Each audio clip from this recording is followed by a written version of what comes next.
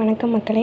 இன்றைக்கி நம்ம first Nobel prize பற்றி பார்க்கலாம். 2024 25க்கு எப்போவுமே இயர்லி அக்டோபர் மந்த் தான் கொடுப்பாங்க. ஃபஸ்ட்டு கொடுத்தது 1901 டிசம்பர் 10 கொடுத்து ஸ்டார்ட் பண்ணியிருக்காங்க. ஃபஸ்ட்டு ஃபிசிக்ஸில் 2 பேர் வாங்கியிருக்காங்க. First John J Hopfield, Geoffrey Hinton. இவர் பிரிட்டிஷ் கனடியன். எதற்காக கொடுத்துருக்காங்கன்னா செயற்கை நரம்பியல் வலைப்பின்னல் இயந்திர கற்றலுக்காக கொடுத்துருக்காங்க. நெக்ஸ்ட்டு மெடிசனில் 2 பேர் வாங்கியிருக்காங்க, Victor Ambros and Gary Ruvkun. Reason micro RNA மற்றும் மரபணு கட்டுப்பாடு. நெக்ஸ்ட் பீஸ் நோபல் ப்ரைஸ் தனிநபருக்காக கொடுக்கல.